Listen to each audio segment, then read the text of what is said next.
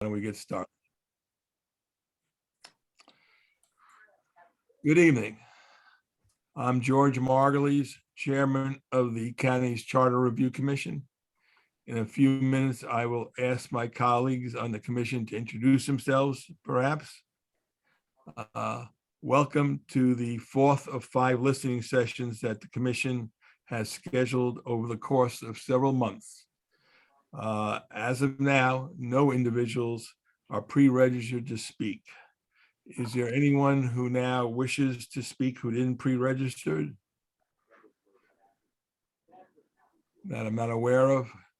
Has anyone clicked on to this session that I'm not aware George, of? I believe we have a speaker joining.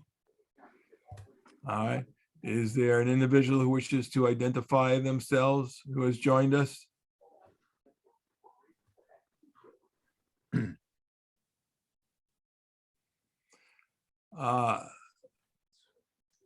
Mitsuko Herrera, would you like to identify yourself?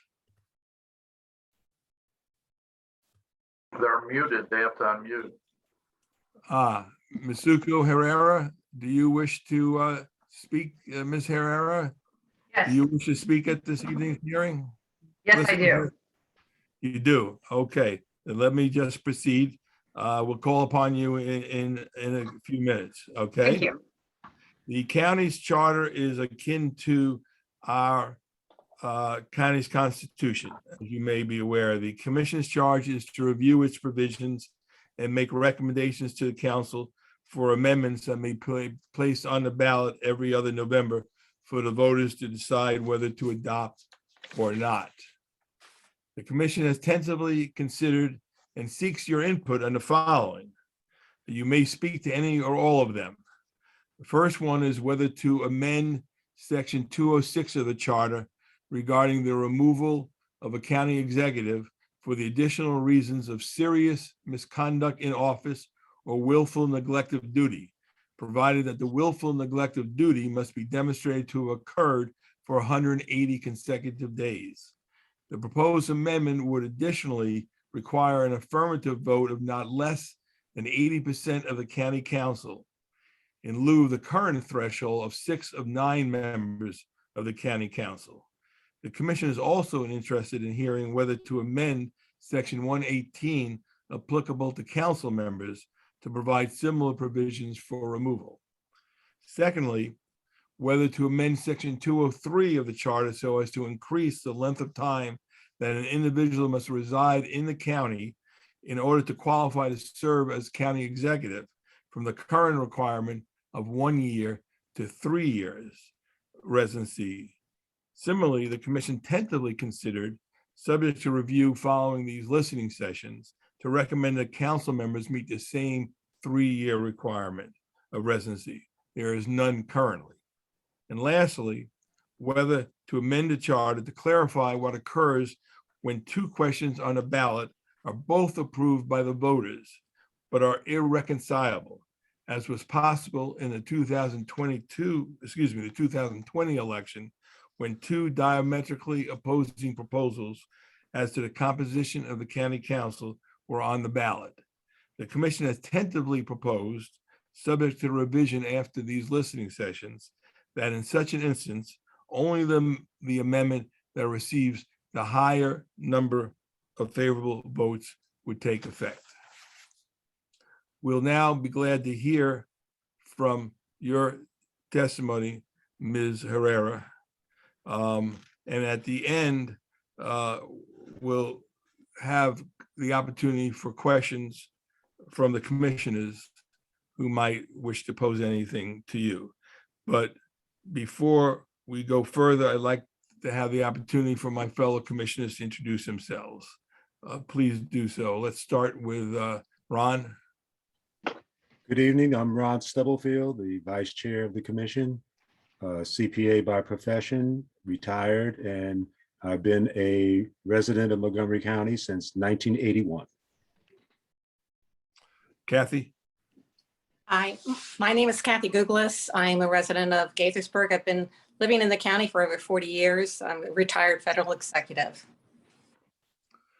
Who do we got next? Galina? My name is Galina Teverovsky.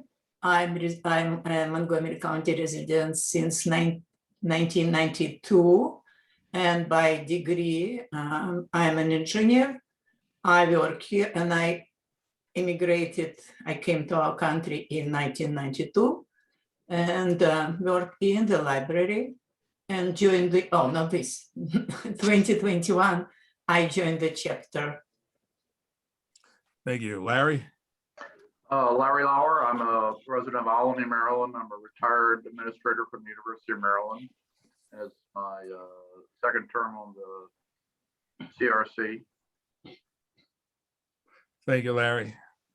Before we turn it over to you, Ms. Herrera, I would just like to mention that we have one more listening session after today, the next one being on Wednesday, February 9th at 6 p.m. at the Up County Regional Services Center in Germantown. That one right now tentatively is scheduled to be in person, provided it's not changed back to a virtual session, depending on COVID, of course.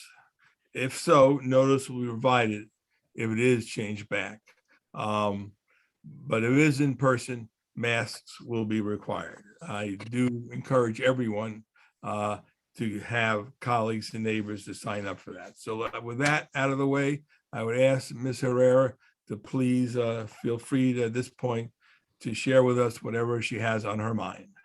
Go ahead, it's all yours. Well, thank you very much. My name is Nisco Herrera. I have been a resident of Montgomery County since 1995. And I have actually been a county employee since 2010.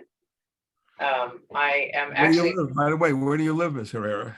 I live in Silver Spring.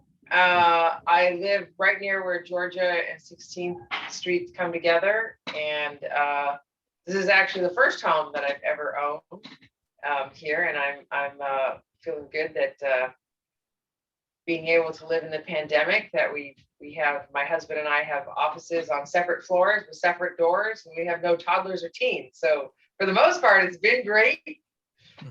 We did get a dog, but that's actually been pretty good. And I just want to make clear that the views I express are my views solely as a resident and not as an employee of the county. Sure. However, I will say that in both capacities, I've had a chance to see county government in action. I actually had worked in political campaigns in California, and I actually have a Bachelor of Science degree in political science from the University of California at San Diego. And so I actually did study campaigns for a long time. So at some point I wanted to have more steady employment. So I went to law school. But that said, I guess I'm very surprised that I'm seemingly the only speaker today. So I appreciate your indulgence. On the specific proposals that were put forward, I guess maybe in reverse order. I absolutely agree with the concept that if you have conflicting ballot or charter amendments, that the one that gets the higher vote should proceed. And I think that is something that voters should have so that you don't end up in an unfortunate situation. I am somewhat agnostic about the residency requirement. Well, in some ways, I think it's not a problem. To me, it's not a problem until it is a problem. I don't think we really have a carpetbagger syndrome here. And sometimes if you have somebody who's qualified, I feel like if you come and you love Montgomery County, as soon as you get there, you want to participate.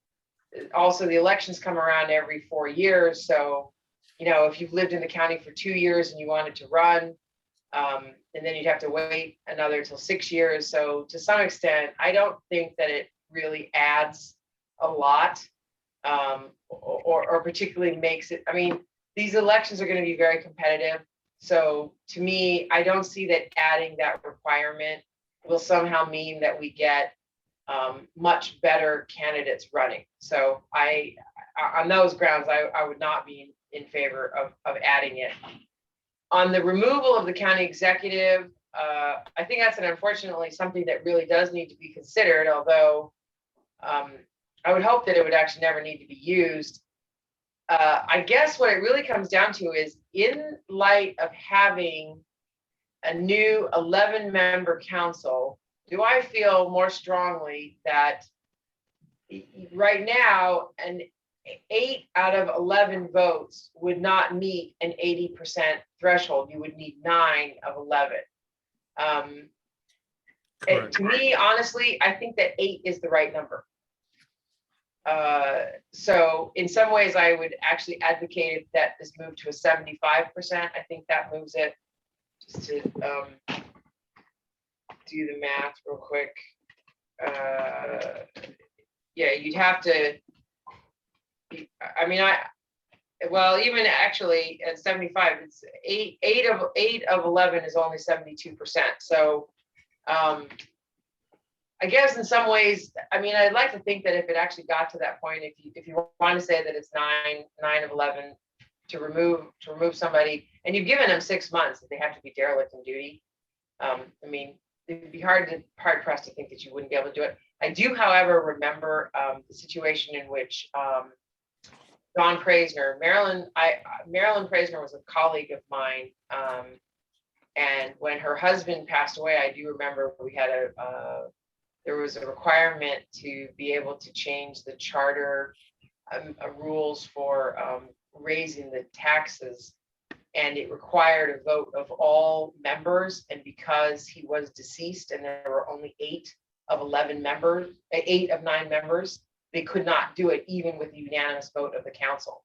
So one thing I would ask legal counsel is, in that 80% threshold, it would be of actual members were seated. So if people resigned, or if people were incapacitated or had deceased, that you have to get 80% of the remaining members, not you need 9 and for some reason 3 of them resigned. It's impossible to do, if that makes sense. Those are really my remarks on the questions that you had teed up. The issue that I had wanted to raise, and in reality, I have often seen the notices for the Charter Review Commission in the meetings, and just for a variety of reasons, I end up missing it. And this one, I had just seen the press release, so I signed up. What I really wanted to raise were 2 issues, and one I think is more important than the other. The most important issue is, I think that Montgomery County should consider moving to a nonpartisan primary system. I don't know, I have not researched as much to see whether we have the ability to do that, or that requires something larger than state law.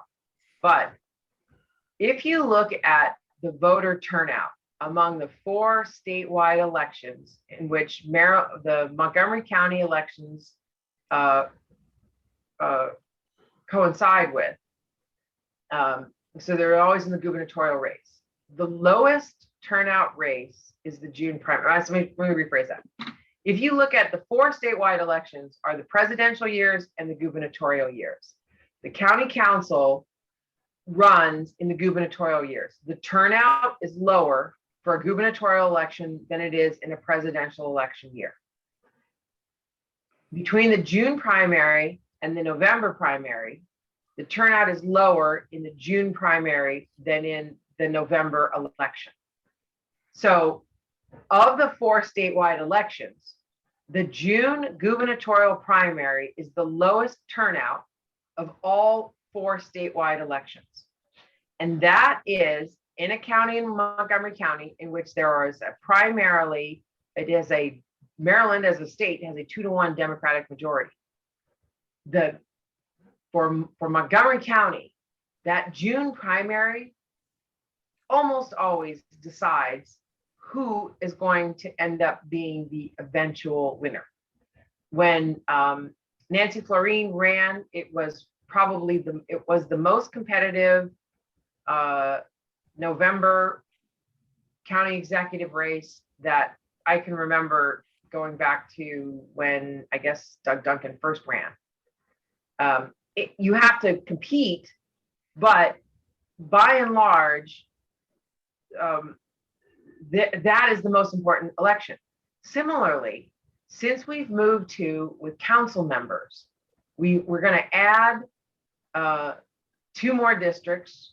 We're going to have those races. We're going to have, for the first time, we're going to have at least 6 of 9 council members are going to be new members by virtue of there being new and term limits. And then who knows what happens with the other ones.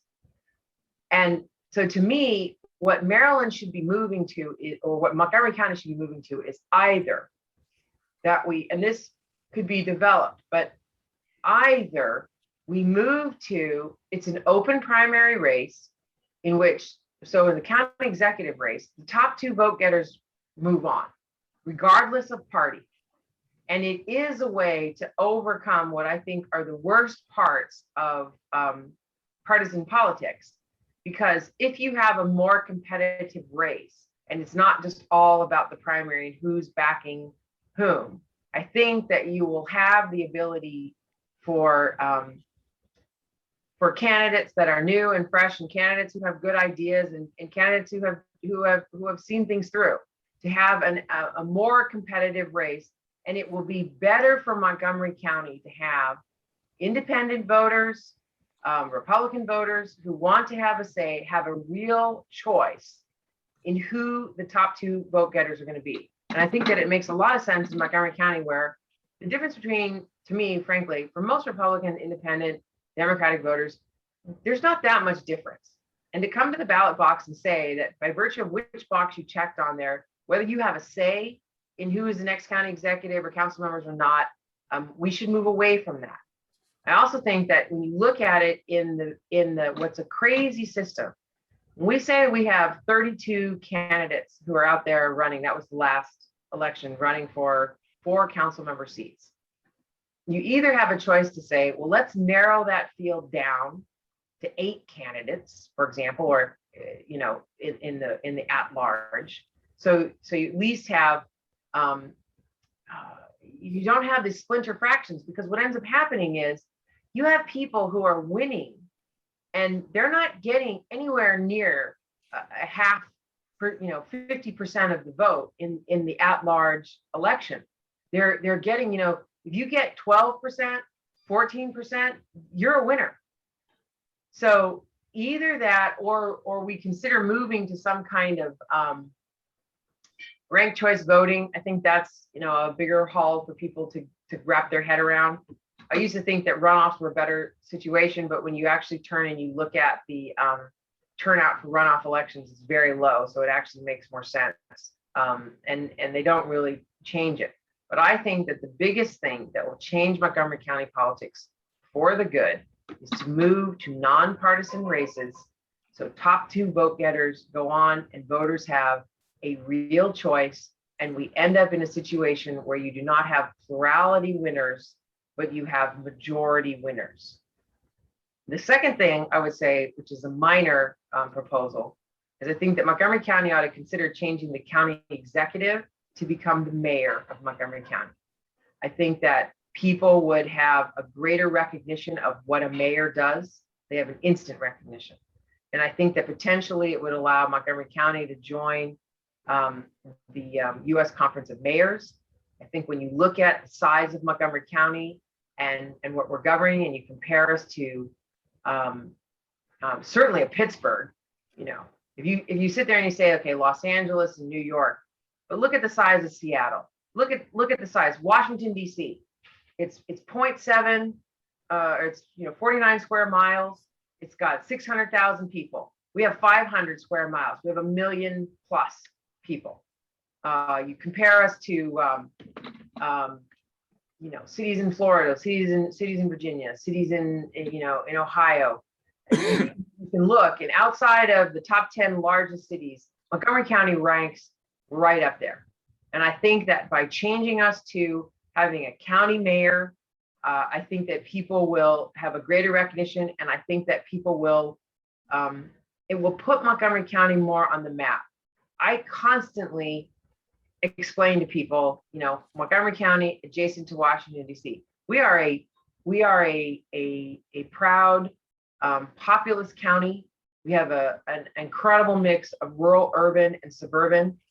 You talk with the police department, we have all the spillover problems of Washington, D.C. We, as many of you know, we have all of the issues between immigration, housing, across the board. And it's a small thing, but I think that it would be a move to assert ourselves effectively as a city. We govern like a city. We have essentially a strong mayor. We have a county executive who has the ability to veto council action. We have the county executive who has the ability to put forth a robust budget.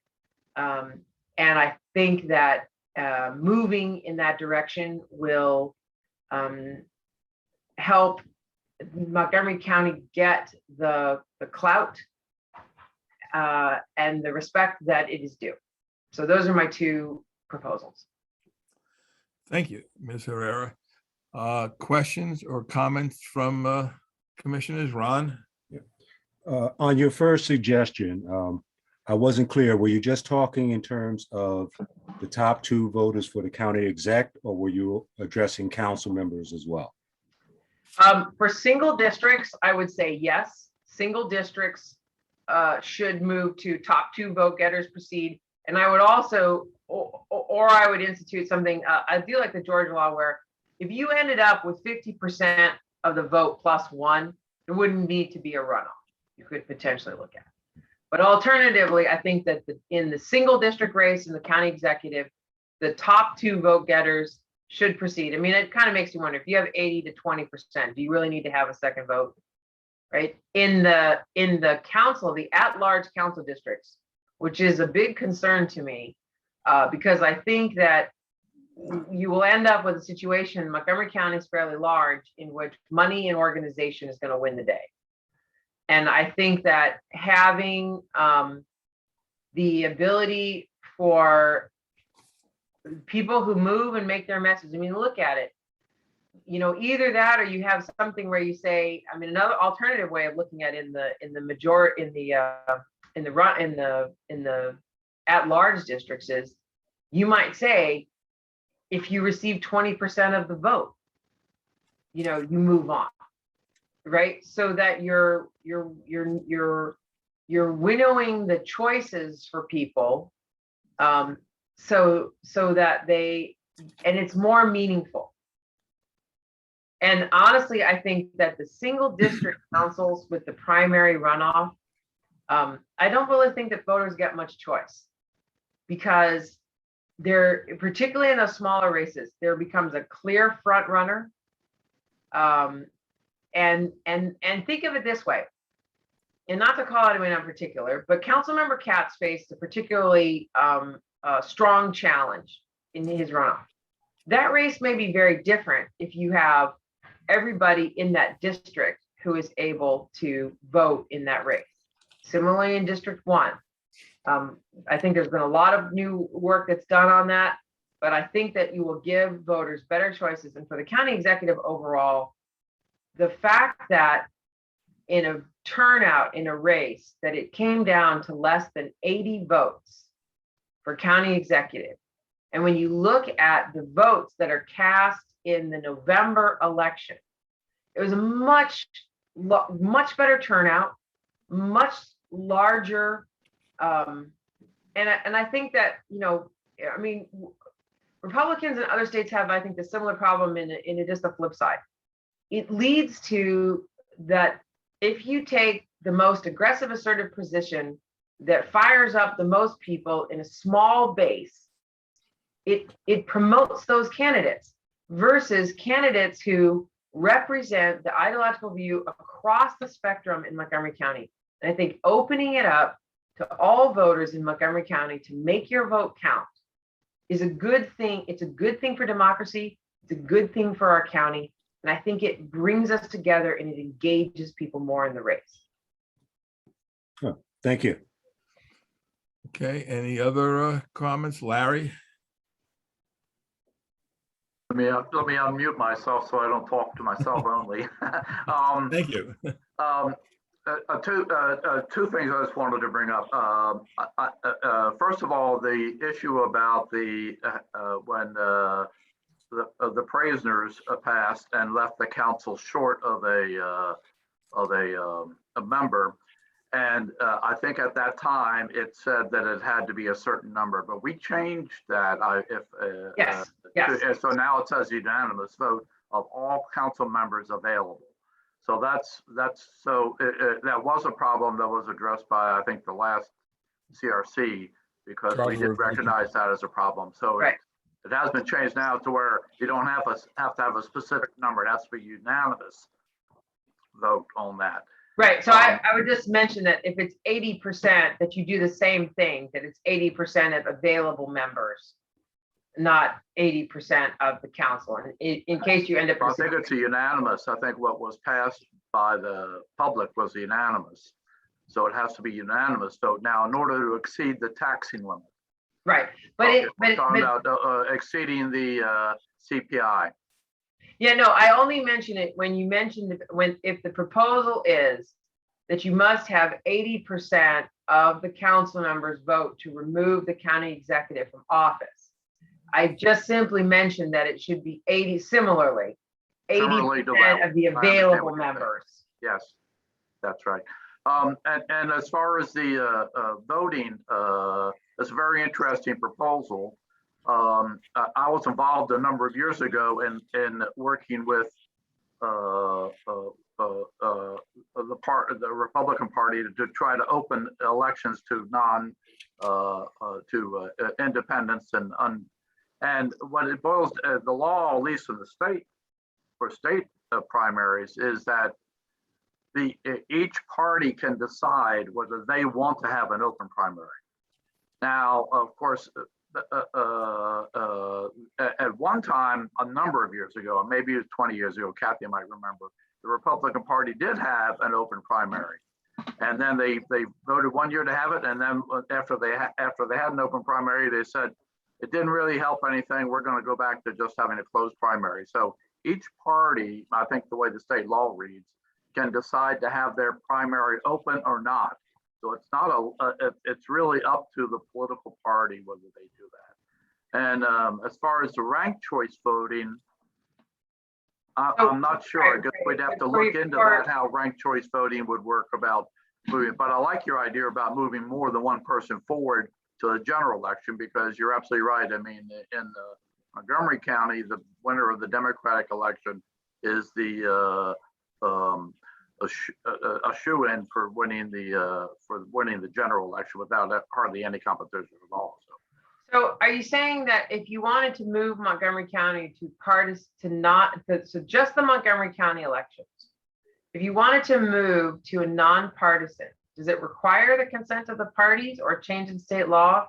Or it would require the consent of the party. The way the state law is, the way I understand it, the state law says that each party can decide whether they have an open primary or a closed primary. See, and so it's up to the party to decide that. Right, but the issue, the crux to the problem is if it's still set up to say, well, here's the Democratic nominee and here's the Republican nominee, it still has the same problem, as opposed to, so what you're saying is, well, you have to look to see how you can change state law. And maybe that's the thing, I guess that's the thing, is then if the issue is you have to change state law to allow the county to opt to have a nonpartisan primary so that the top two candidates, and maybe the way to start it off is to just do it for the county executive. I personally think the single districts are an easier fix than the at-large district. Yeah, that'd be something we'll have to get the staff to look at, what the election laws actually are for the county. I know for the state how that's figured, and I would believe that would carry down to the county. But it may be that there is a way that the county could act independent of that, but we'd have to investigate that. But it's certainly a nice suggestion. Thank you. Yeah, we'll discuss it with our council. Ms. Herrera. But Appreciate irrespective of what Larry was speaking of as far as the political parties, and I do believe Larry is correct, I think the whole topic, and again, we'll discuss it with our counsel, but I believe the whole topic is preempted by state law. Okay.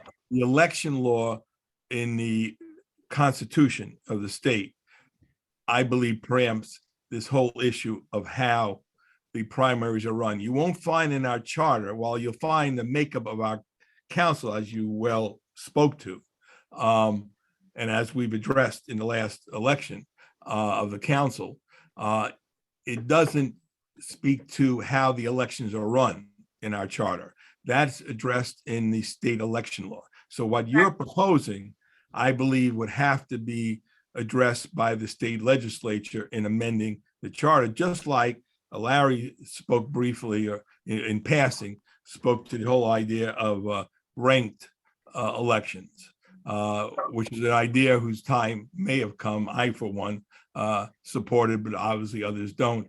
There was a bill in the state legislature just as last year, which didn't pass, but several of our delegates in the Montgomery County delegation surely supported it, and senators. I'm sure it'll be up again this year. There's already ranked elections allowed for municipalities, in Tacoma Park, for one, has ranked voting, but it isn't allowed for the state legislators or for counties, thus the need for legislation. Again, because it's a State. election law. Okay. So your Well, idea, here's we'll the bring thing, it up, if you- with our council to see if. Okay, if it'd be it's good to something know, that's because addressed. maybe you But move thank in you for- Maryland to having open primaries for the governor. Right, and something you might want to raise with any of your legislators Sure. to follow up on, but we'll discuss it with our council, but thank you for bringing it up tonight. All I right. appreciate it. Any other commissioners who wish to comment or ask a question of Ms. Herrera? If not, thank you very Oh, much. thank you. Thank you. And thank you all for your service. Thank you very much. Is there anyone else who's out there who wishes to speak that I am not aware of? Anyone else who might wish to speak this evening? Assuming not, then we will consider this listening session over. Thank you very, very much.